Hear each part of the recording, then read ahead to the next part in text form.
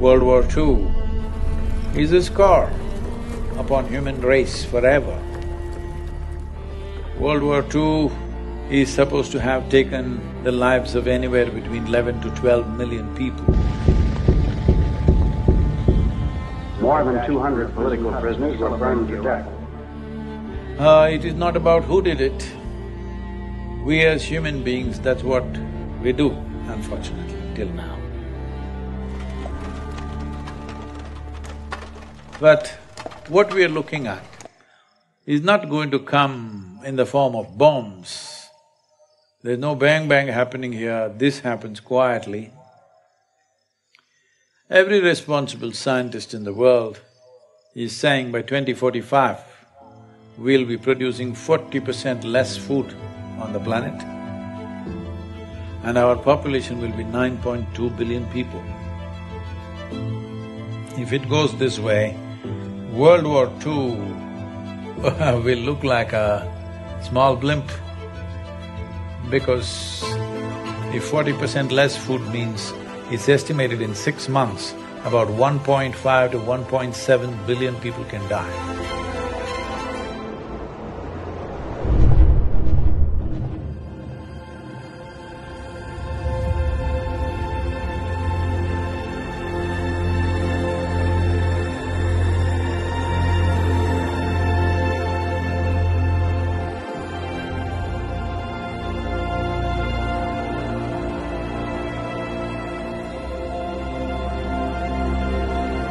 Climate change, food security, nutritional security, water quality, water renewability, biodiversity, land grab, political stability.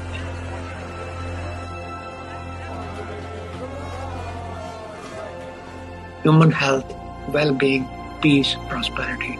Soil is the basic of all that.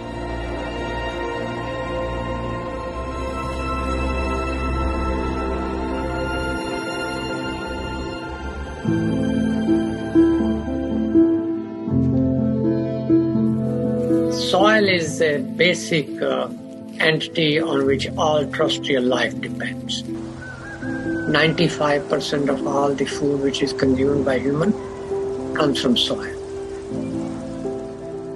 As much as 95% of all antibiotics taken by human and animal come from soil. So soil and life have evolved together.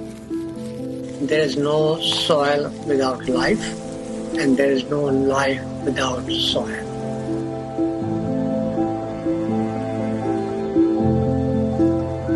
In a handful of soil, there are over 5 to 7 billion organisms. And just like how our body functions, the food that we eat, actually we cannot digest all by ourselves. We don't have the necessary enzymes and alkalines to digest this completely. Only because of the microbial gut microbes that are there, we digest food. The same is true with all the plants and trees. They cannot take the nutrients from the soil by themselves. They need the help of the microorganisms.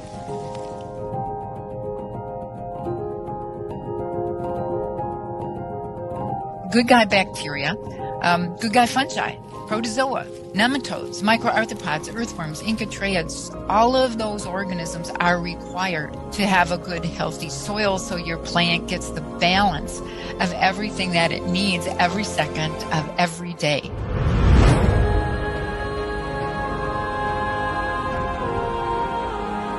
The first 15 inches, 12 to 15 inches of soil is responsible for 87% of the life on the planet, including you and me. And that today we are using machines where they're plowing almost like 12 to 14 inches deep and leaving it open to the sun. This is like we peel off our skin and stand in the sun, you know? You will be screaming. That's exactly what the land is doing. Land is screaming, but nobody's hearing. Just plowed and left open, killing all the microbial activity.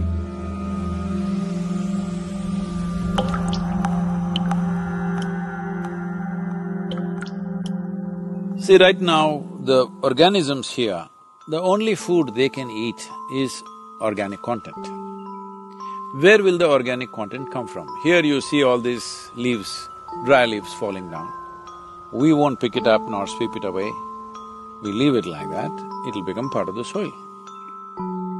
It is only the green litter from the trees and other, whether it's grass or bushes, whatever, or the animal waste, which can put organic content into the soil. In normal agricultural soil, the minimum organic content should be between 3 to 6%. The most minimum is 3%. 3% is kind of the borderline, where you've got enough diversity in the kinds of foods that are present so that all of the necessary sets of microorganisms will be able to perform their jobs. In most of the Western world, we have so destroyed sets of species of different functional groups that we're on the edge of not being able to come back from that.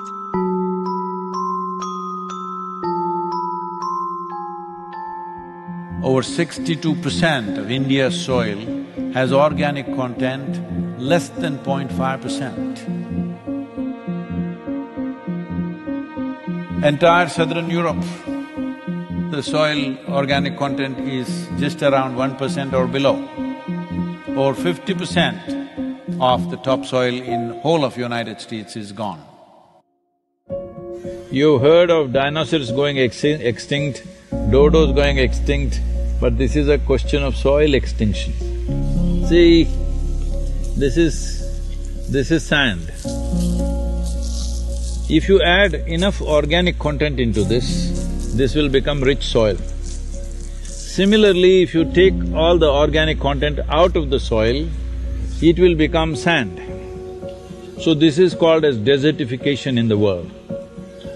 World's agricultural soils are becoming sand or turning into a desert largely across the world because there is no organic content.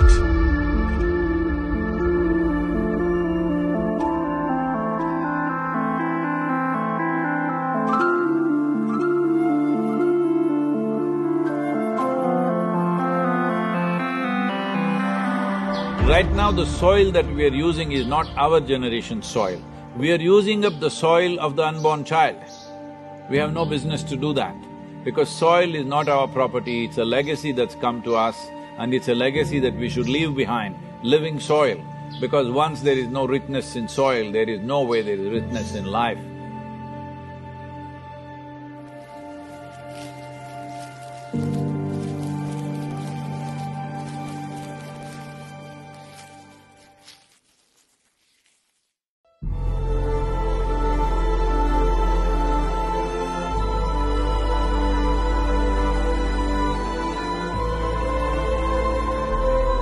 Right now, United Nations statistics say that we may have agricultural soil only for another 80 to 100 crops.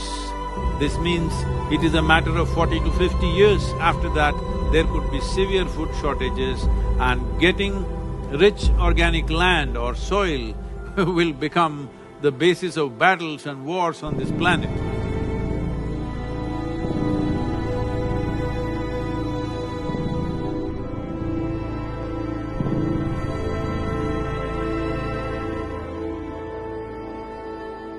People talk about the weapon of mass destruction, nuclear bombs and missiles and other things. Yes, what happened in Hiroshima and Nagasaki is unforgivable, yes. We forget one of the biggest weapons of mass destruction is hunger. Malnutrition, poverty, unavailability of healthy environment. Even now, hunger-related deaths in the world are 16 to 17 every minute. That, my friend, is the weapon of mass destruction. Now, we had in December 2019, we had 690 million people globally which were hungry. Out of that, 40 million were in the United States. So, it's not just Timbuktu or some part in India or elsewhere. even in the US. I was talking to the WFP director who is from United States. He said that by 2035, there could be severe famines in Chicago and Illinois region because the soil conditions have depleted so badly, it can easily happen. Civil wars are expected. By 2035, 2040, they're expecting many civil wars within countries because not everybody in a given country will have food, so naturally there'll be fights. If 40% less food in India means 40% of the people don't have food, you think they'll just get hungry and sit in a corner? No, they will do things that you can't imagine. You must understand, whole human civilizations have been built only because of the fire of the belly to fulfill this. The same fire which built human civilizations can burn the damn thing down if it is not quenched. Do not underestimate that.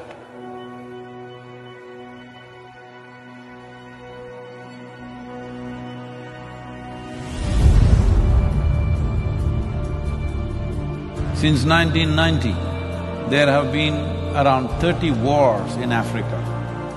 27 of these wars were fought for the sake of acquiring fertile soil. The great revolutions of the world. The Russian Bolshevik Revolution of 1917 was mainly for bread. Even their slogan is peace, land and bread. That is the slogan of the Russian Revolution.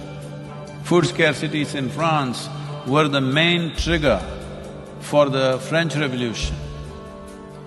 What happened in China, you know, the so-called Cultural Revolution, is also because of repeated famines across the country, and once there is no bread on the street, it's easy to light the fuse.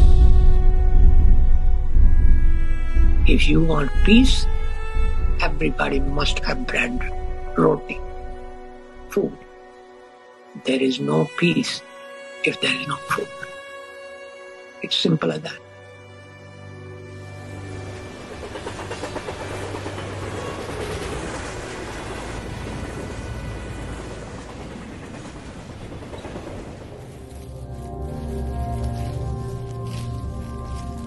Soil is a most neglected part of the human environment.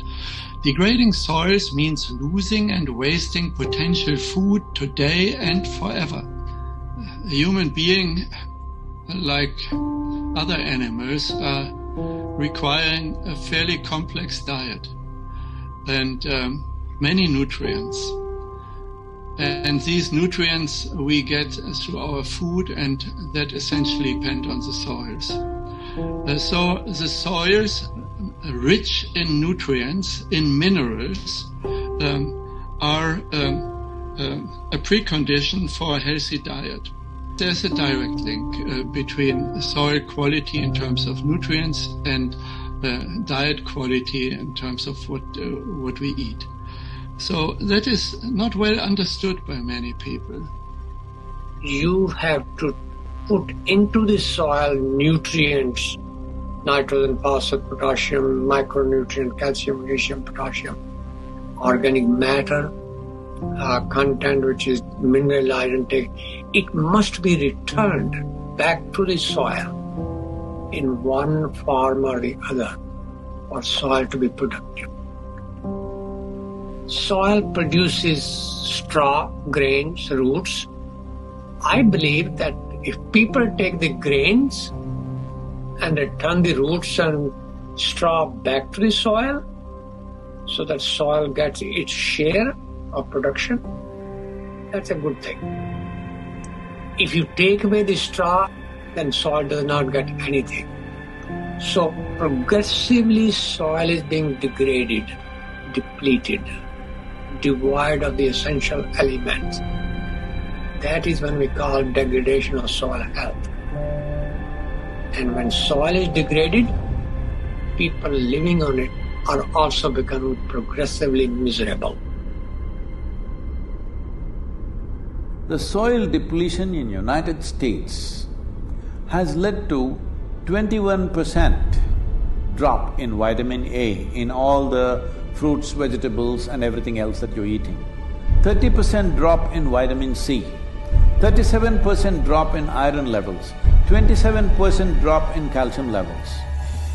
The things that today you all think is very healthy to eat salads and stuff, from the early 20th century, what level of nutrients they had and what they have today is only 10% left, 90% lower than what it was in early 20th century.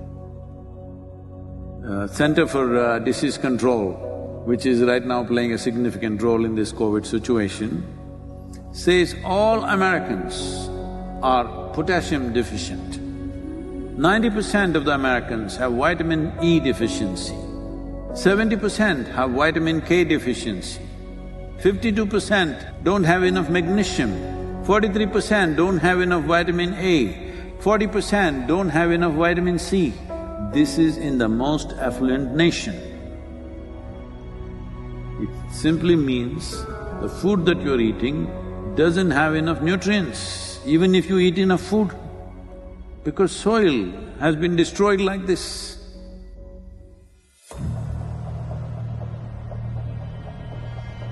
One serious problem that the world is facing right now is, by 2030, it is expected 1.6 billion people will migrate. Out of this, 0.9 billion will come from Africa. See, when people migrate in an unplanned way, what they go through is unbelievable. Especially women and children. What they go through in unplanned migration where they're being dragged through all kinds of unfamiliar terrain, what happens to them is unbelievable. Nobody should face this. All young women like between 14 to 18 years of age, they're being seriously exploited. It is expected that in India, about 220 million people will move to urban centers in the next 8 to 10 years' time. Tell me, in your city, do you have place for another 20-30 million people extra? This will happen in a big way across the world.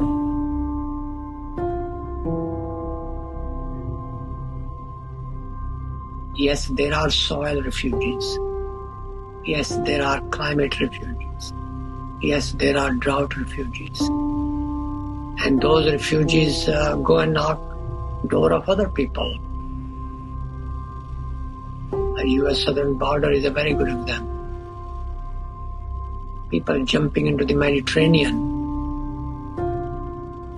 without realizing whether they'll make it on the other side or not.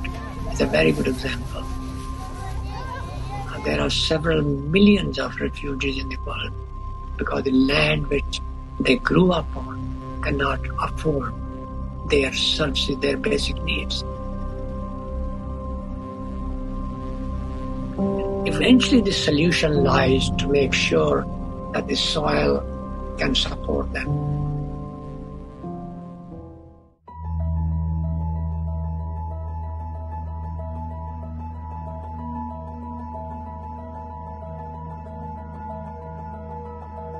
There's a very strong link between soil degradation and global issues. For example, climate change.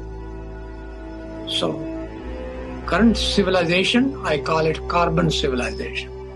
Everything we do is based on carbon, fossil fuel-based carbon. And therefore we have depleted also carbon not only from fossil fuel, but also from soil. Maximum amount of carbon was always in the soil, but now a lot of it is in the atmosphere where it should not be. If it gets into the atmosphere, as you've heard of global warming and climate change, all these impacts happen. But nearly 40% of this is happening simply because soil is left open. For this, the main contributor is agriculture or open lands, the same soil which would have taken carbon dioxide and methane from the atmosphere is now releasing it simply because we are leaving it open and there is no life or microbial activity.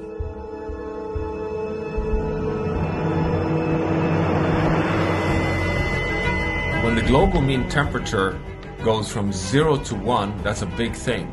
Go from 1 to 2, it's a massive thing. Go beyond 2, you're in a disaster zone. We are now on our way to a warming of 3 degrees Celsius. And we're doing it in a blink of time. I mean, it's just this extraordinary exponential rise of temperature on Earth. But if we can take carbon dioxide from the atmosphere through plants and put it back to the soil and keep it there, then we deplete the carbon from the atmosphere and make global warming lesser serious problem. The Brazilian part of the Amazon rainforest has, according to the latest science, tipped over from being a carbon sink for thousands of years, one of the most important carbon sinks on planet Earth, to now being a carbon source. So it has already tipped over and is releasing more carbon than it's taking up. So soil has become, you know, if anything, even more important, even existential.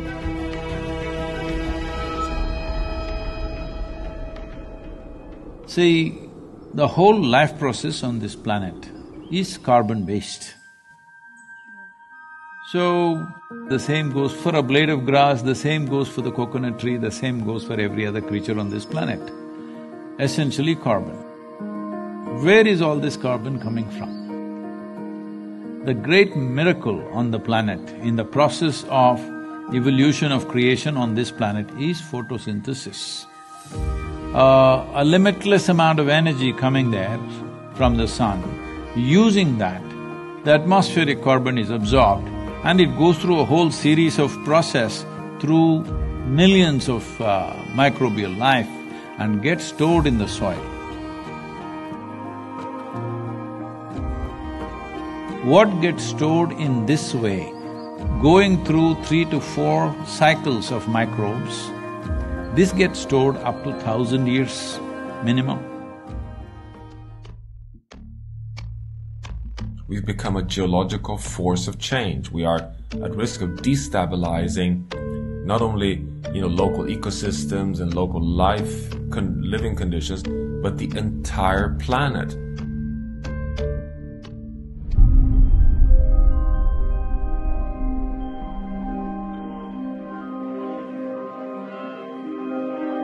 United Nations says we only have 60 years of agricultural soil left. So within 50 years' time, there will be a serious food crisis on the planet. A mass famine would be inevitable. Now, I know people always say, we only have 60 more years of agriculture to go. Yeah, but that was 10 years ago that we made that statement. We're at 50, guys. Soil is a living entity. It has a lot of organisms. And when those organisms are killed, soil is no longer healthy. Soil is no longer living.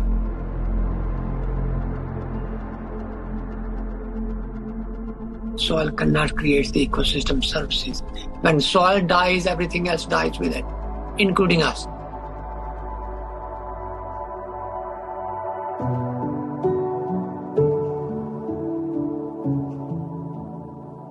If we start correcting it now, in 15 to 25 years, we can make a reasonable level of correction.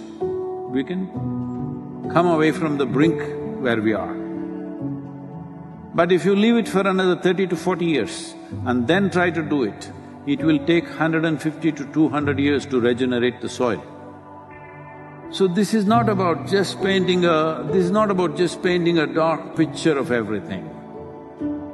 This is a moment of responsibility that we as human beings, if you stand up right now, we can turn this around.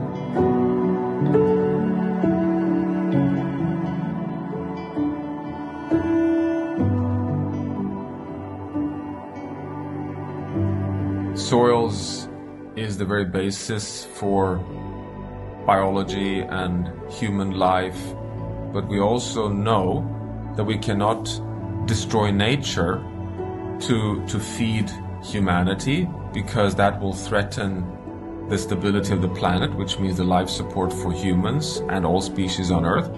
So we now need to be caretakers of soil. The cost of action is much lower than the cost of inaction, dealing with soil and land degradation. But it's not something which the individual farmers can do. It has to have a large regional, if not global, initiative.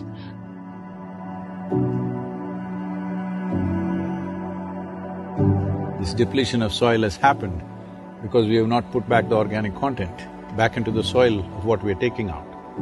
So we are seeing how to get a policy in 192 countries to make this the norm, that if you own agricultural land, minimum 3 to 6% organic content must be there by law.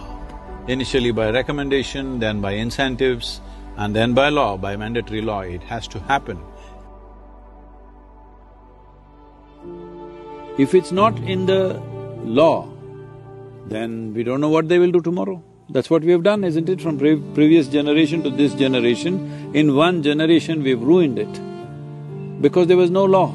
If there was a law, minimum agriculture content should be… organic content should be there in it, we would have kept it that way. So first and foremost thing is to bring the law. To bring the law, what is needed? This is a democracy. That means people are the power, it's people's power. That's what it means. So there are two very powerful things in your hands right now. One is your vote, another is your microphone. Hello? That means your voice. So this is important. The people of the world have to speak and say, we are ready for long-term solutions, we are ready for long-term commitment, we are ready for a long haul, we are willing to pay the price for the well-being of future generations. This is why the Save Soil movement is not about action, but it's about bringing policy change.